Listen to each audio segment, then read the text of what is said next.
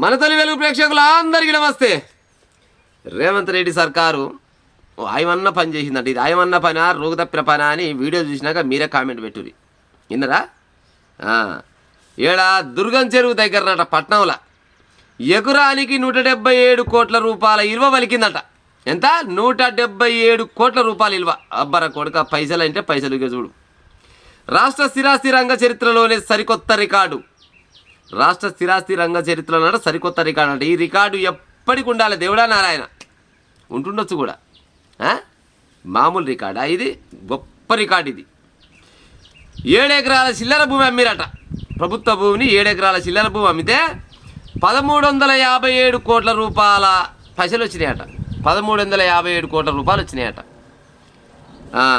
వేలంలో కొన్న ఎంఎస్ఎన్ అనేది ఒక రియల్ ఎస్టేట్ కంపెనీ వాళ్ళు కొన్నారంట. వేలంపాట వేసినట్టు ఈ భూమిలోకి ప్రభుత్వ భూమి ఇది వేలంపాట వాడుకొని కొనుక్కున్నోడికి కొనుక్కున్నంత రకంగా వేలంపాట వేస్తే ఆ వేలంపాటలో ఓ ప్రైవేటు రియల్ ఎస్టేట్ ఆయన కొనుక్కున్న ముచ్చటగిరి.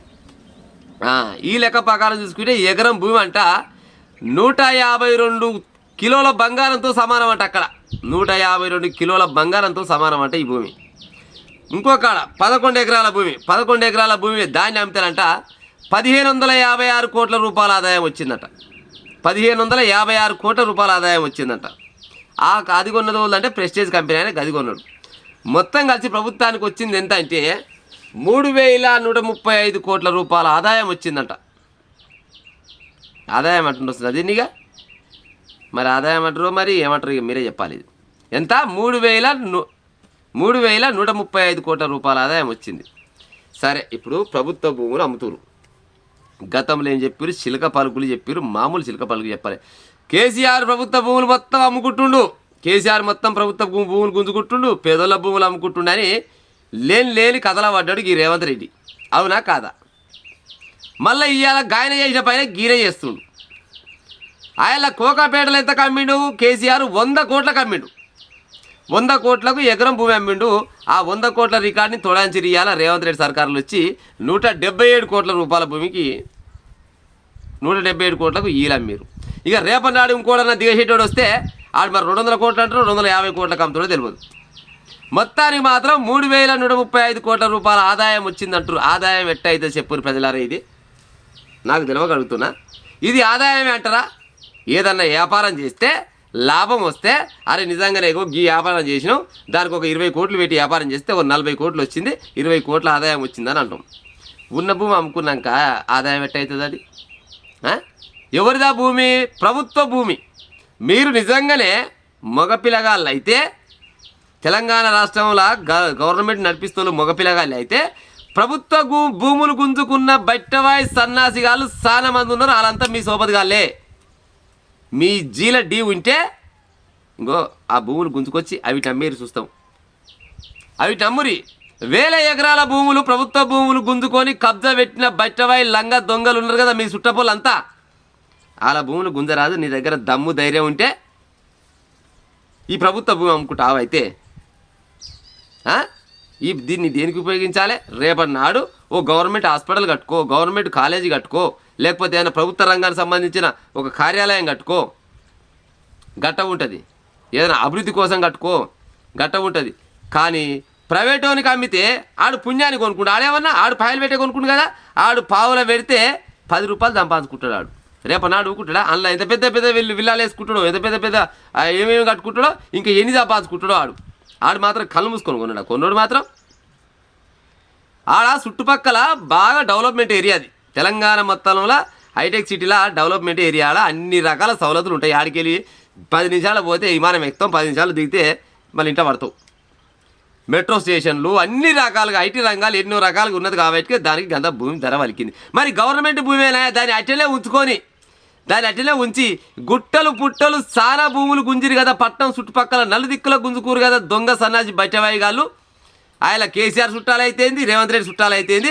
మరి వీళ్ళ దగ్గర ఉన్న భూములు గుంజుకొచ్చి గవిటి అమ్ముకుంటే మీ పక్కనే ఇంకా బొక్కలు ఏమన్నా వచ్చినాయా? అవి అమ్మ చేత కాదు. ఆల్రెడీ ఉన్న భూములు, లావైన పట్ట భూములు, ప్రభుత్వ భూములను అమ్ముకుంటేందుకు మీరు మునగాళ్ళు. కానీ కబ్జా పెట్టిన భూములలో ఒక్క భూమి అన్న అమ్ముకుంటే ఏం పుట్టింది?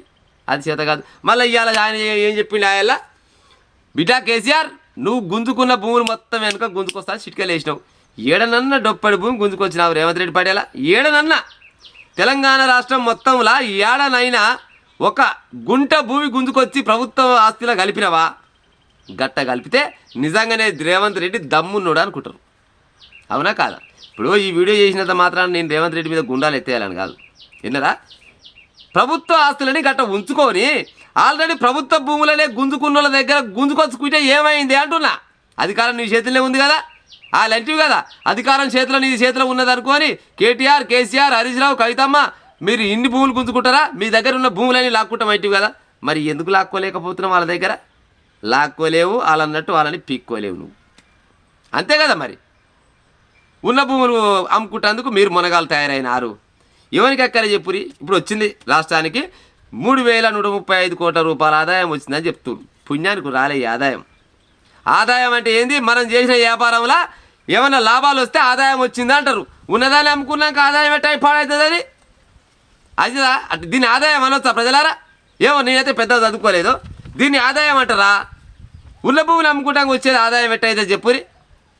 నిజంగా కూడా ప్రభుత్వం మీరేమన్నా వెనకబడితే, ఆర్థికంగా వెనకబడితే ప్రభుత్వ భూములు అమ్ముకోవాలని భారత రాజ్యాంగంలో ఏమన్నా ఉంటే ఆ భూములు గుంజుకున్న దగ్గర గుంజుకొచ్చుకొని అలాగే 10% అమ్మేరా తెలంగాణ రాష్ట్రంలో ఉన్న దరిద్రం పోతుంది పోదా? 1000 ఎకరాల భూములు కబ్జాలు పెట్టిరు కదా, అవిటి గుంజుకొచ్చి ఉపాయం చేయరాదు. గుంజరు ప్రజలారా, బాగా గమనించురి. గుంజరు కేసీఆర్ అయినా కేటీఆర్ అయినా రేపు రాబోయే బీజేపీలు ఎవరన్నా గట్టి రావాలనే ఆలోచన ఉన్న బీజేపీలు అయినా కానీ ఇంకా ఎవరైనా కొత్త పార్టీలు పెడదాం అనుకుంటోళ్ళు అయినా కూడా ఎంతసేపటికి ప్రజల నెత్తలు చేయి పెడదామంటోళ్ళే కానీ ప్రజలకు న్యాయం చేద్దామంటోడు ఒక్కడు లేడు. రాడేమో ఇక వస్తాడు. అది ఈ పని చేస్తాడా? వీళ్ళే చెప్పారు కదా, కాంగ్రెస్ ప్రభుత్వం వాళ్ళే చెప్పారు, బీజేపీ వాళ్ళే బరాబర్గా చెప్పారు.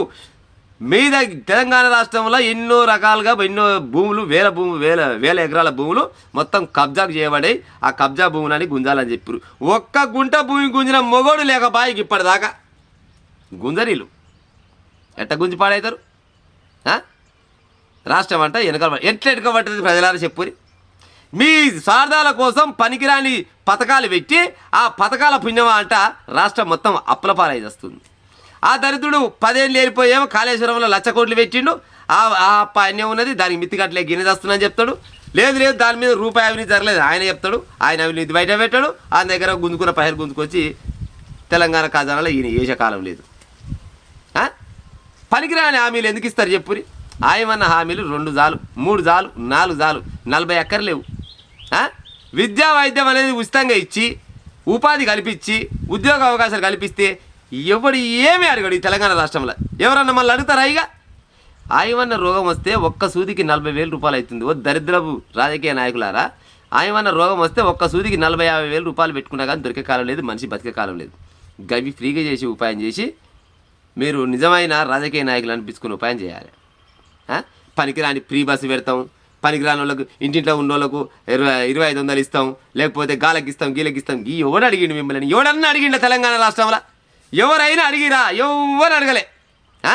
1000 ఎకరాల భూములకు లావాణ్యం ఏది మన తొండలు గుడ్డు పెట్టని భూములకేమో మన రైతు బంధు ఇచ్చేసిపోయాడు. రైతు బంధు ఇచ్చేసి తొండలు కూడా గుడ్లు పెట్టే ఆ భూములకు రియల్ ఎస్టేట్ మన కొన్ని వెంచర్లు చేసిన వాడికి ఇచ్చిరి, రైస్ మిల్లకి ఇచ్చిరి. ఈ రకంగా ఎన్నో రకాలుగా తెలంగాణ రాష్ట్రం సంపదను మొత్తం దుర్వినియోగం చేసి మొత్తం సత్తనాశనం చేసి ఆ పత్తలే కూడా పోయాడు. ఈ వచ్చిన ఆయన కూడా గదే అడుగుజాల్లో నడుస్తున్నాడు. ఎవని కావాలి మీ పనికిరాని హామీలు? మీ హామీలు ఇచ్చి అవి అమలు పరచాలంటే అప్పు కావాలి. బయటికి పోదామంటే మన చేతిలో కూడా గిది పోషకాలం లేదా? ఏం చేయాలి? ఇంకో ఉన్న భూములు అమ్ముకోవాలి. అంతే కదా. మరి ఇప్పుడు మోడీ సంగతి ఏం చెప్పారు? ఎక్కడేం గది లేకుండా అక్కమోడి దిక్కాలంటే ఎక్కడెక్కడ చూసి ఎక్కడ లేకుంటే ఇక ఉన్న భూములు అమ్ముకుంటానికి చేసి ఉన్న భూములు అమ్ముకుంటాలంటే మీరు పని చేయాలి. మళ్ళీ కూడా చెప్తున్నా, గుంజుకున్న భూములు వెనక గుంజుకొచ్చి అందులోకెళ్ళి సగం భూములు అమ్ముకోరు మమ్మగాని మీ దండమన్న పెడతాము. రాష్ట్రంలో ఉన్న అప్పంతా తీరిపోతుంది, తెలంగాణ రాష్ట్రానికి ఉన్న అప్పంతా తీరిపోతుంది.